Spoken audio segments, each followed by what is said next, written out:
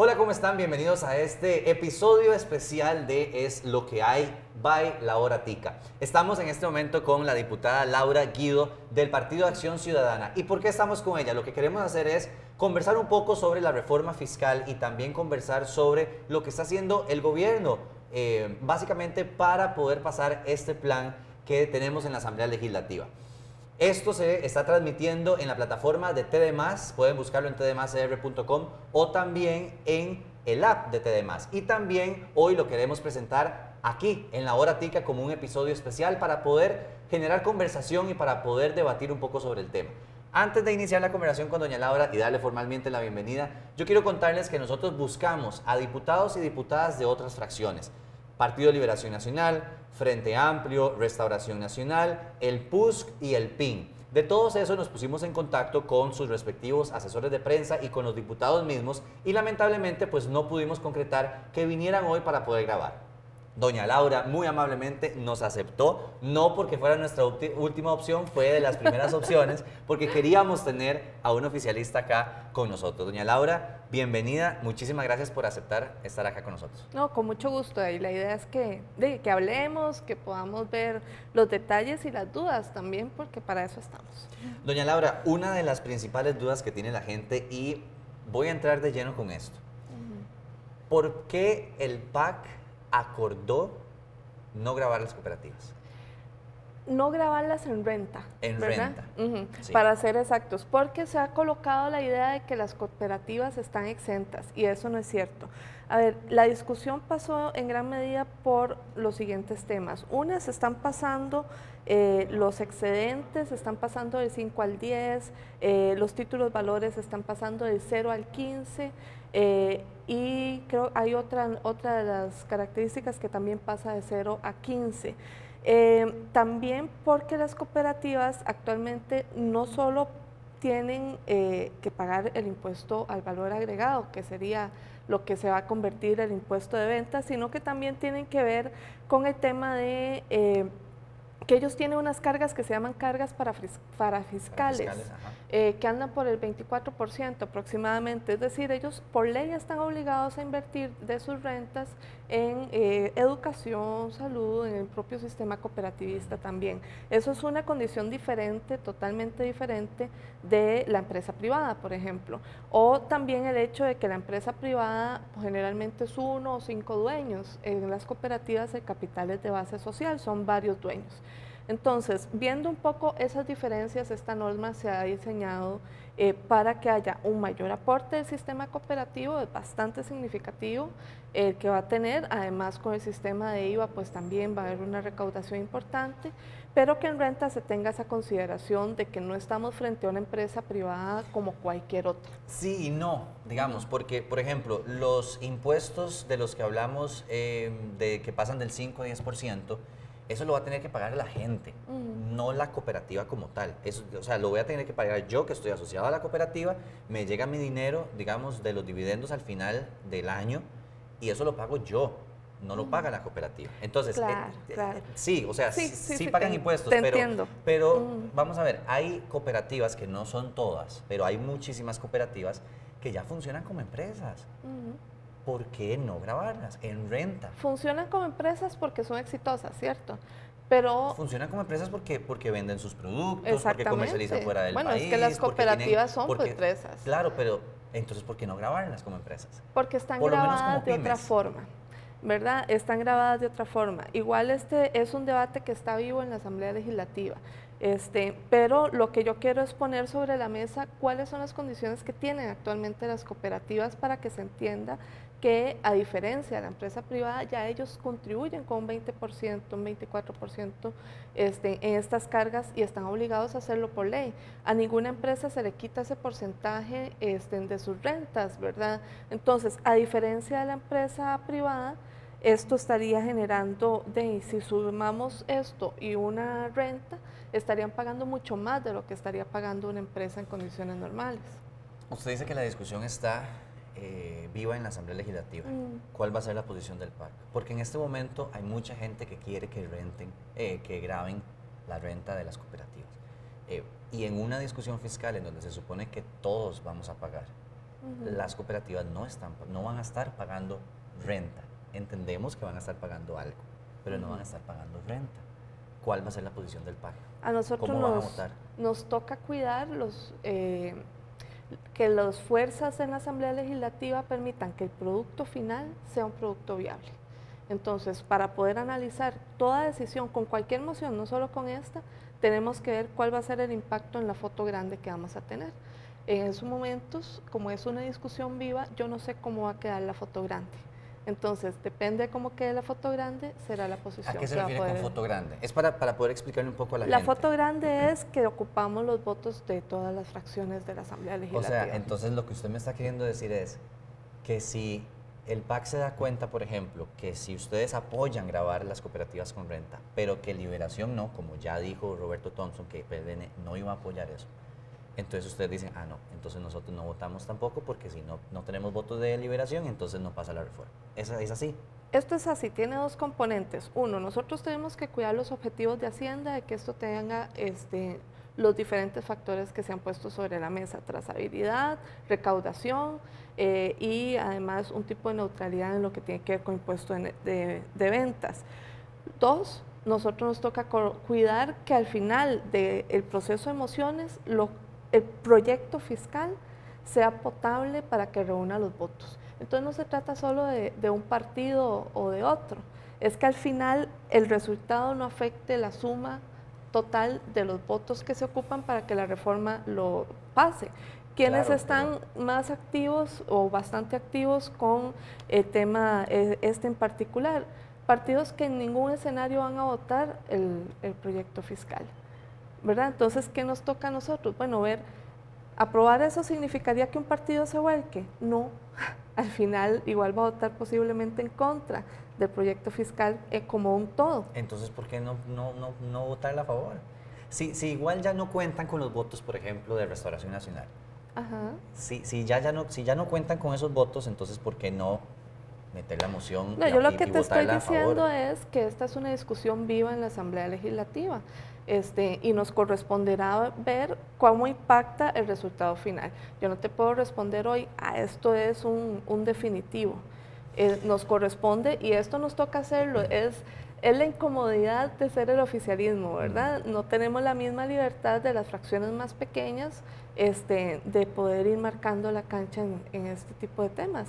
Nos corresponde ir viendo al final cuál es el objetivo, una reforma fiscal, la mejor posible. Justa. y la mejor alcanzable. Justa también. Por supuesto. Porque, por ejemplo, a muchas familias se les va a afectar, por ejemplo, con el IVA, a algunas personas, no a todas, yo sé que es un porcentaje pequeño, pero también se les va a afectar con temas de alquileres. A 1%, sí, ¿verdad? Sí, pero sigue siendo gente, digamos, sigue siendo gente pero que no cuando... es gente que no pueda contribuir. Claro, no, yo lo entiendo, pero por ejemplo, la canasta básica, el 1% sí va a afectar a muchas personas, prácticamente, yo creo que a todas las personas, porque todos consumimos por lo menos una parte de la canasta básica. Entonces uno dice, mira, si a todos nos toca pagar impuestos, que eso lo tenemos claro, y por lo menos desde la hora tica estamos de acuerdo que a todos nos toca pagar impuestos, por la situación en la que estamos. Pero si a todos nos toca pagar impuestos, bueno, las cooperativas no están metidos en ese todo, porque no están pagando renta, digamos, como cualquier empresa que paga renta. Digamos, cuando, por ejemplo, porque a las empresas privadas se les quita el impuesto sobre la renta, que si no me equivoco es un 30%, y después de eso, a los asociados, cuando se les entrega el dinero, también se les quita lo que las cooperativas ya pagan. Entonces estamos viendo una diferencia gigante. Lo que a mí me gustaría saber, doña Laura, muy honestamente, y si no puede decirlo, a mí me gustaría que usted me dijera, mira, David, no puedo decirte. Y ya, para quedar claros, hay lobby de las cooperativas, tanto con el gobierno, porque don Enrique, el diputado de su fracción lo dijo, o sea, fue un acuerdo que se llegó con las cooperativas, con el Ministerio de Hacienda. ¿Por qué? ¿Cuál fue ese acuerdo? ¿Qué fue lo que se habló en ese acuerdo? A ver, sí hubo un diálogo con ellos y es importante decirlo, más bien es una buena oportunidad, porque las condiciones para los títulos valores, el cambio era muy significativo, ¿verdad? Pasar del 0 al 13 no era cualquier cosa. Hagamos y era una pausa. Diferencia. Expliquémosle a la gente qué son los títulos valores. Por ejemplo, un bono, por ejemplo. O los certificados de depósito a plazo, también pueden O sea, si ser. yo voy a una cooperativa y yo digo, bueno, quiero meter este depósito a plazo de 2 millones de colones a un plazo de 6 meses. Exactamente. ¿Eso va a pagar impuestos? Sí. Ok, ¿quién paga ese impuesto? A ver, pero el sistema cooperativo tiene la particularidad de que quienes participan de la economía son los dueños de la empresa, ¿verdad? Claro, pero ¿quién lo paga? Sí, el que ahorra. De nuevo a la cooperativa no se le está cobrando el impuesto, se le está cobrando a la persona que ahorra. ¿Qué es una cooperativa? Claro, una cooperativa es un grupo de personas, obviamente. Exactamente. Claro, pero vemos cooperativas que ya no se manejan como un grupito de personas. Vemos cooperativas muy grandes que se manejan como una empresa. Es que las cooperativas son empresas. Es que a veces satanizamos el término empresa, Entonces grabémoslas ¿verdad? con renta. Si son empresas, hay que grabarlas con Pero renta. las empresas Porque privadas lo que no pagan el 20% de sus rentas en cargas para fiscales. ¿Me entendés que esto significaría que el 50% se vaya Claro, pero es que no es lo mismo las cargas, no es lo mismo ¿verdad? las cargas que tienen las cooperativas para obras sociales, etcétera, que un impuesto para la renta que se va a que el gobierno lo pueda utilizar para pagar deuda, por ejemplo. Pero en eso podemos estar de acuerdo, no es lo mismo, pero están obligados por ley a destinar un porcentaje bastante cuantioso de su capital. Entonces, ¿qué estamos haciendo? Poniéndolos en una situación bastante desigual con respecto a la empresa privada. La empresa privada estaría muy por debajo del porcentaje final con el que contribuyen las cooperativas a la sociedad. Y el problema es ese, este proyecto no resuelve esa dicotomía, no dice, bueno, tal vez esta inversión no sea tan importante, mejor aportar en renta. No, esa no es la discusión. La discusión es aportar en esto y aportar en renta, ¿verdad? Y es una discusión válida. El tema es cómo hacemos para que eso no vuelva el modelo insostenible, el modelo cooperativo. Porque, y a lo siguiente también sí quería decírtelo, si son empresas, ¿verdad? Si son empresas, o sea, la cooperativita de leche de San Carlos es una empresa, la cooperativa de las señoras que hacen tortillas en Guanacaste es una empresa, tiene un fin económico, que es generar riqueza. La diferencia con la empresa privada es cómo se distribuye la ganancia. Pero es que, Laura, además, para dejarte esto bien claro también, la persona que recibe altos ingresos mes a mes, va a tener que pagar renta en lo particular. Los individuos tenemos que pagar renta y si mis rentas provienen de que yo tengo una participación importante en la cooperativa, pues en función de esos ingresos también tengo que reportar y quienes reciben 2.103.000 colones ya no van a pagar el 15, el 10, van a pagar el 15 y quienes reciben por encima de los 4 millones y pico van a pagar el 20. Entonces también hay una distribución. Se le sigue cobrando al individuo. Porque los individuos en la cooperativa son los dueños de la empresa. Okay. Esto también es un asunto como de potabilidad, si lo podemos llamar así, frente a la ciudadanía, ¿verdad? O sea, la ciudadanía está viendo que a algunos sí se le están cobrando y a otros no se le están cobrando. Otro del sector que no se le está cobrando impuestos es a los alquileres de las organizaciones religiosas. Sí. No voy a decir iglesias porque hay organizaciones religiosas que no se llaman iglesias, que son de diferente credo, ¿verdad? Entonces, para hacerlo justo, el proyecto está exonerando a los alquileres de las organizaciones religiosas de cualquier credo, cristiana, católica, bautista, islam, lo que sea que haya en Costa Rica, no van a pagar el impuesto a los alquileres. A los alquileres, sí. ¿Por qué?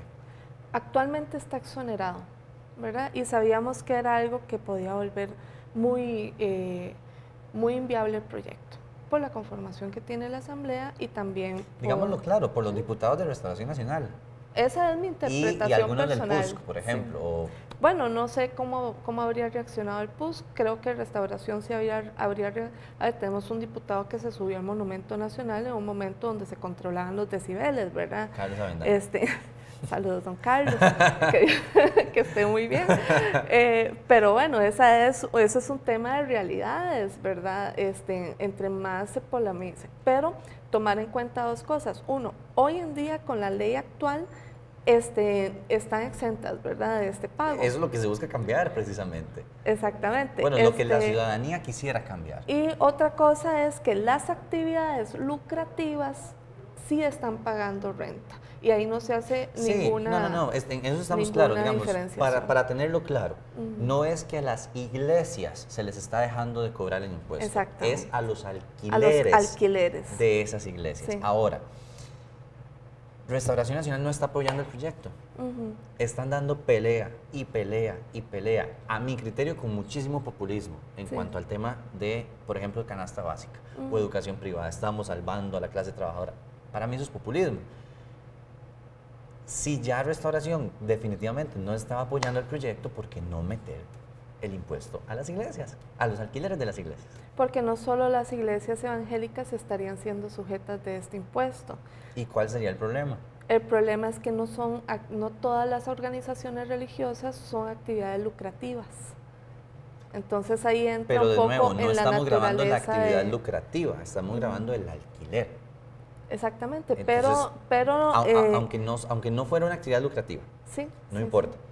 No se está grabando la renta de una actividad lucrativa, se está grabando el alquiler donde están haciendo su actividad, su culto, digamos, porque eso dice el proyecto, donde se realicen los cultos de cualquier denominación.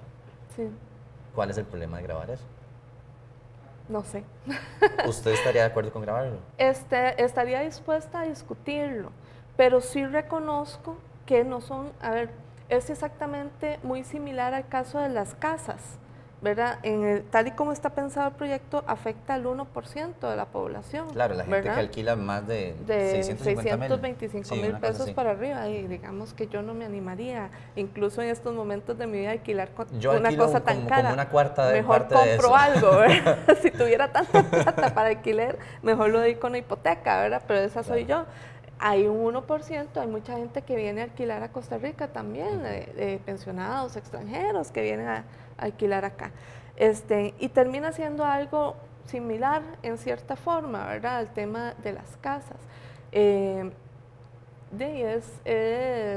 el aumento de un impuesto que actualmente no se paga para organizaciones que no todas son iguales y que yo no puedo decirte exactamente en este caso justo, en este caso no es justo, en este caso es justo, ¿verdad? Para que la gente lo tenga claro y para que todos lo tengamos claros, a la hora que el gobierno se sienta con las diferentes fracciones, antes de iniciar la presentación en las sesiones extraordinarias de la reforma, los diputados de Restauración les dicen a ustedes, si le pones el impuesto, chao. Pero eso fue un documento público que hizo Restauración Nacional, ¿verdad? Sí, lo que yo quiero saber es si también se lo dijeron sentados ahí. No sé, yo no estuve sentada ahí, yo estuve en otro lado, pero no, claro, yo sé que ellos llegaron con una propuesta. Usted no estuvo sentada ahí, pero usted tiene comunicación, me imagino, no, pero que con eso gobierno yo no sé exactamente los de detalles en los que se dio es más, no sé decirte en qué momento se habrá dado la discusión con Restauración Nacional.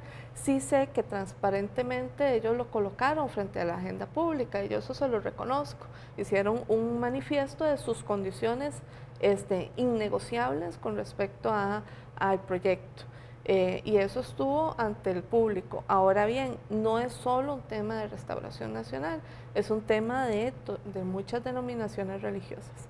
Que haya sido un tema donde hayan desfilado grandes lobistas, yo no lo vi.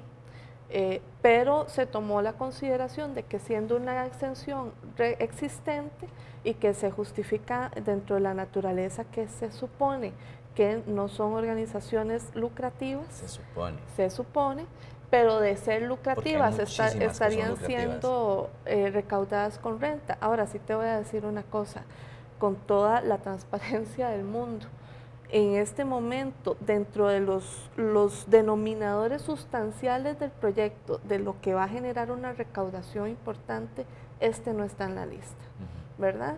Entonces decir, bueno, pasemos a grabar a las iglesias, el aporte no llegaría a ser realmente significativo. Claro, pero sería un aporte a la potabilidad de nuevo del proyecto con mucha de la ciudadanía. ¿La potabilidad de quién? La potabilidad que necesita el gobierno. Sí, pero ¿de parte de quién? A ver, si eso es el tipo de impuesto que si vos metes, no tenerlo te genera que alguna gente esté molesta y tenerlo te genera que otra gente esté molesta. ¿verdad? No es, entonces no es una discusión de potabilidad. Entonces mejor, es claro, porque... Sí, para que no estén molestos vos, estén molestos otros, ¿verdad? No, no para recaudar. No, porque al final de cuentas, está bien, puede ser un porcentaje muy pequeño, sí, pero de porcentaje en porcentaje pequeñitos es que tenemos el déficit gigante. Sí, pero nosotros nos interesa cuidar dos cosas. Una, como te digo, yo reconozco que muchas de las denominaciones religiosas no son empresas lucrativas, entra a una condición similar. En el papel, porque lamentablemente tenemos muchas organizaciones religiosas que funcionan como organizaciones lucrativas. Por supuesto que sí, pero muchas otras no, ¿verdad? Que hayan unas no quiere decir que todas tengan la misma característica. Y lo otro es el tema, pues, de que si hubiese lucro, la forma de recaudar es por renta y no necesariamente por el tema de alquiler. Metámonos en otra exoneración que vemos en el proyecto, las subastas ganaderas. ¿Por qué están exoneradas? Ese es un tema bien enredado, la verdad, pero tiene que ver con Desenredémoslo. Sí, es que no es mi fuerte, te lo reconozco con humildad, pero tiene que ver con el tema de que el ganado se subasta varias veces, ¿verdad? Entonces, cuando es para consumo, si estás sumando subasta y pagando impuesto, se te puede volver un poco oneroso. ¿Hay lobby y hay presiones de los ganaderos? No, no ha habido particular. No, lo que ha habido es conversaciones donde se había puesto sobre la mesa que la realidad del mercado que ellos manejan y de esta dinámica donde una misma cabeza de ganado se puede llevar varias veces a subastar, tenía como una afectación de un tipo que no era el más óptimo para poder generar la trazabilidad incluso. Y para poder ellos tener una justa devolución al final cuando tienen que hacer la declaratoria de renta, porque al final, a lo que yo entendí, tenía que ver con que incluso pagando todo el impuesto, habías pagado tantas veces la cadena que al final no te quedaba la neutralidad en la factura, sino que siempre tenías que pagarte tu bolsa un poco más. Entonces, tiene que ver con esa característica del mercado que es muy particular. Doña Laura, hablemos sobre algo que está, por lo menos al día de hoy, viernes 21 que estamos grabando esta entrevista, está muy, muy latente y es la huelga. Sí, y ahorita están reunidos en este momento, son las 10:48 de la mañana cuando estamos grabando esta entrevista y están reunidos sindicatos, iglesia como mediadora y gobierno. Sí. ¿Cuál es su posición sobre la huelga? ¿Se justifica? ¿No se justifica? ¿Cómo podríamos salir de este embrollo en el que nos tienen los sindicatos? Yo puedo entender la molestia de mucha gente que está en la calle. Lo que no puedo entender es que esa molestia ha sido generada porque sus líderes les han mentido. Y eso es algo que hemos estado denunciando. Para decirlo claramente, ¿usted cree que los líderes sindicalistas le están mintiendo a los maestros que están manifestándose, a los empleados que recogen basura en la municipalidad, etcétera? Sí. ¿Sí les están mintiendo? Sí, nosotros tenemos información, panfletitos que han repartido en la marcha, videos, declaraciones en prensa, donde se hacen afirmaciones que no son ciertas. Por ejemplo, decir, este es un proyecto que no toca la evasión. Eso es absolutamente falso. En primer lugar, porque el IVA por concepción, por concepto así, el puro y duro, es la lucha contra la evasión transformada en un mecanismo de recaudación. Esto distinto. Para explicárselo a la gente por el asunto de los procesos, ¿verdad? Expliquémoslo bonito. Usted vende queques, ¿verdad? Y entonces me compra a mí los huevos, le compra a José el pan, la harina, no sé hacer queques ella, el polvo de hornear, el chocolate, leche, ¿verdad? Depende del queque. Yo tampoco sé queques, claramente. Azúcar. Azúcar, exactamente. Entonces nos compró a todos. Ojo que es un ejemplo meramente didáctico porque algunas de estas cosas quedarán al uno, ¿verdad? Entonces, cuando usted vende el queque, lo vendió a 15,000 colones. A mí me pagó 1,000 por los huevos, al otro tanto. De todo eso usted dice, bueno, cuando yo le pagué 1,130 colones a Laura Guido, esos 130 colones era el impuesto al valor agregado, ¿verdad? De Laura Guido. A este le pagué tanto por impuestos de la harina y del azúcar y del chocolate y toda la cosa, porque es un queque de chocolate. Qué rico. Y entonces usted suma lo que ya usted pagó en la cadena y le dice a Hacienda, yo vendí el queque a 11.300 colones. De esos 11.300 colones, 1.300 era el impuesto de ventas, el impuesto al valor agregado. De esos 1.300, rebájeme los 130 que le pagué a Laura, los tanto que, ¿verdad? Pero para eso necesitan factura, todo el mundo. Exactamente, entonces usted dice, Laura Guido, la facturita, ¿dónde está, verdad? Porque a mí, si no, tengo que pagarle otra vez a Hacienda. Y usted documenta. Cuando Hacienda recibe eso, dice, mira qué raro esta factura de Laura Guido. Claro. Y Laura Guido, que aquí no existe ante Hacienda, ¿verdad? Y nunca reporta absolutamente nada de ganancia, y hacen control cruzado, exactamente. Entonces se va y le dice a Laura Guido, ¿de qué pasó, muchacha? Hágame el favor y póngase al día. Ok, ya entendimos el IVA. Volvamos a las mentiras entonces. Los líderes sindicalistas están mintiéndole a la gente. ¿Cómo con un sistema como este me vas a decir que no hay medidas contra la evasión? Además, se ha dicho, es que quitaron la norma de subcapitalización. La norma de subcapitalización sufrió cambios. ¿Qué es la norma de subcapitalización? Son normas antielusión. Claro. La elusión es una forma de evadir impuestos que es legal. Legalmente. Entonces, lo que pasaba como los Panama Papers, ¿verdad? Muy bonito, inscribo la empresa en Panamá, me llevo la plata para allá y cuando llega Hacienda, no, yo aquí plata no tengo. O, por ejemplo, que yo tengo una empresa y le presto a mi propia empresa con otra plata de otra empresa mía y le digo, no, es que yo estoy muy endeudada. No se quitó la norma, pero sí se debilitó. Tuvo cambios. Sí, tuvo cambios.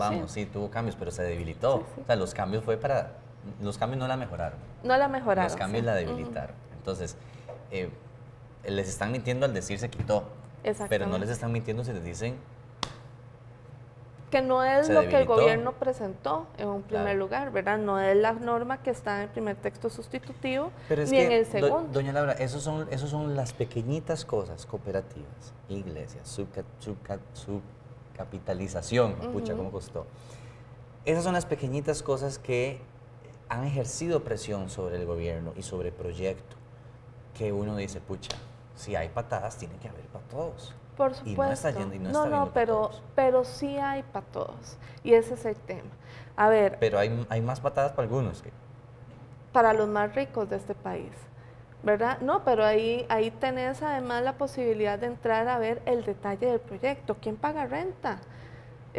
Cuando subimos a quienes reciben 4 millones no estamos tocando a los más pobres. Claro. Cuando ponemos un tope a los salarios del sector público, no es para el señor que trabaja como misceláneo o la señora que está en seguridad. Cuando se meten, por ejemplo, estos impuestos a los títulos valores, perdón, sí, yo no compro un título valor. Yo tampoco. Y se dan situaciones curiosas. Por ejemplo, es que aquí hay que cuidar a los más pobres, pero llegan y presentan una moción para que los títulos valores del Banco Popular tengan una condición distinta. Mira, porque sea Banco Popular no quiere decir que es el populacho el que compra el título valor, ¿verdad? Sigue siendo una cosa ahí medio cara y complicada de acceder, y ahí hay un impuesto importante. Volvamos a la huelga. ¿Por qué cree usted que los líderes sindicales están mintiéndole a la gente? ¿Cuál es su objetivo? Yo creo que hay dos. Y esto lo digo como una posición personal mía, de Laura Guido. Sí, porque no hemos hablado del tema, ¿verdad? Entonces, para no marcarlo. Laura Guido sí como diputada que tiene incidencia en la Asamblea. Por supuesto. Una es que yo veo que el sindicalismo ha estado debilitado y que ha tenido además un reclamo de sus bases donde ellos pagan disciplinadamente su cuota y no ven una ganancia de tener el sindicalismo. Entonces tenían que tener un caballo de batalla para decir, para esto servimos, ¿verdad? Y la otra tiene que ver con el capítulo de los salarios públicos, que no afectan realmente al empleado actual o a la empleada actual, sino que son para los futuros contratos del Estado. Pero que toca, por ejemplo, un tema sensible como son las cesantías. Claro, entonces tenemos, vea, esta es una huelga de maestros y maestras, y a mí me duele verles, porque al final esta marcha que defiende, ellos tienen una cesantía de 8 años, están defendiendo a los que tienen cesantía de 20 años, 20 años, incluso aunque renuncien, ¿verdad? Eso no se sostiene, no se sostiene, es injusto que todo el sector público esté pagando ese tipo de privilegios, cuando hay entre los mismos empleados del Estado grandísimas diferencias. Yo sé que usted no está en gobierno, digamos, es oficialista, pero no está en el Poder Ejecutivo, por lo tanto no está sentada en las mesas de negociación con los sindicatos y la Iglesia. Ajá. ¿Y la Iglesia? Sí, bueno, sí, claro. Sí, la Iglesia está mediadora. Sí, claro, claro. Si lo estuviera, ajá, ¿cuál sería su dirección para salir de este embrollo? Primero, no me van a invitar por cosas como la que acabo de decir. Probablemente. Y lo tengo clarísimo, ¿verdad? Pero yo creo, al final, hay algunos planteamientos muy razonables de la agenda que sí ponen sobre la mesa, ¿verdad? Porque hay una agenda que no llevan a la mesa. Que tiene que ver con la reforma de... ¿Cuál es esa agenda que no llevan a la mesa? Esto que acabo de decir con el tema de empleo público. Pero, por ejemplo, nosotros estamos trabajando la revisión de las actuales extensiones en la Comisión de Hacendarios, y eso está dentro de la agenda de los sindicatos. También estamos trabajando sobre la reforma del Código Tributario, de procedimientos tributarios, que tiene una necesidad enorme de actualización, además porque actualmente el delito de evasión se ha bajado significativamente y no son perseguibles aquellos que están por debajo de los 300 salarios base. Antes estaba en 500, entonces tenemos un interés de devolverlo a que sea...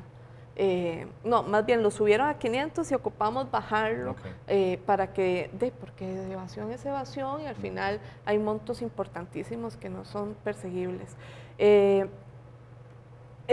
Hay mejores prácticas, yo creo, a mí me interesa impulsar el tema de renta mundial. Esto quiere decir gente que produce rentas en otro país puedan pagar sus impuestos a Costa Rica. Igualmente con renta global, el actual proyecto tiene una renta global. Esto quiere decir que yo pago por quien yo soy, y no paga cada una de mis empresas. Que no tengo, pero no cada una de mis empresas. Que también se usa para decir, tengo renta poquito y no pago nada. Exactamente. Entonces aquí como hacer una empresa de papel es lo más fácil del mundo, ¿verdad? Claro. Que ese es otro tema que hay que seguir regulando, ya se han hecho esfuerzos. ¿Cuál sería el consejo que usted le da a gobierno, digamos, a su presidente, para salir de este embrollo con los sindicatos? Ni un paso atrás, Carlos Alvarado, en pasar el 20.580, o si podemos volverlo a comisión, o sea, ¿cuál sería su consejo si usted estuviera sentada en la mesa de negociación? Mi consejo sería, bueno, es que el presidente yo creo que lo tiene muy claro, empezando por ahí. Las negociaciones tienen que avanzar, pero no se puede detener este proyecto. Hay que tener la capacidad de reconocer que los sindicatos llegaron muy tarde a esta conversación, no por falta de capacidad de llegar antes, porque ellos pudieron llegar antes, incluso en la comisión de la administración anterior se les ofreció un espacio y no llegaron, ¿verdad? Llegaron muy tarde a esta discusión, yo no entiendo todavía por qué llegaron tan tarde.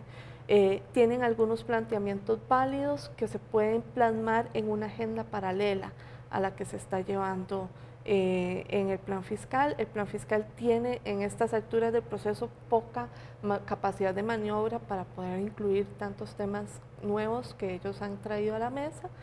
Y lo que hay es una necesidad pues, de poder sentarse y armar una agenda de trabajo donde nos comprometamos, porque al final sí hay coincidencias en esa agenda que está sobre la mesa. En esa agenda sobre la mesa hay coincidencias. Nosotros, en la agenda oculta no. Pues no, hay privilegios que son insostenibles y que no son justos además. Doña Laura, muchísimas gracias por sacar el tiempo y venir a sentarse con nosotros. Si los diputados y diputadas de otras fracciones acceden a nuestra petición que les vamos a volver a hacer, La vamos a No es volver tan a invitar. terrible. Bien. Pueden venir. La vamos a volver a invitar. No, para muchas sentarnos a gracias, muchas conversar. gracias. Y de verdad, hay temas que son muy complicados. Claro. Y los que no hablamos economistas nos los han tenido que traducir.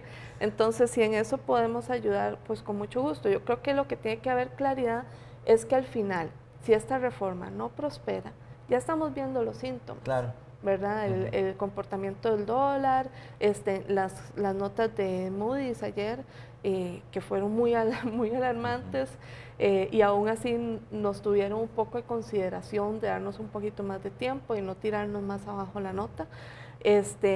Pero si esto no prospera, si este país no resuelve el tema fiscal, al final, ahorita tenemos la posibilidad de que todos contribuyamos. En ese ejemplo, todos nos vamos para donde dijo Karine Niño. Y con el problema de que la gente más adinerada se la juega un tiempito, pero la gente más pobre se vuelve generaciones perdidas, claro, que fue lo que pasó ya en la historia de este país, con la diferencia de que en los 80 nosotros no teníamos los niveles de endeudamiento que tenemos ahora en las casas. No estoy hablando de la deuda tarjeta nacional. de crédito, préstamos, de todo. Claro. Exactamente. Doña Laura, muchas gracias, por acompañarnos. Y esto fue una edición especial de Es lo que hay y también de La Hora Tica. Nos vemos la próxima semana.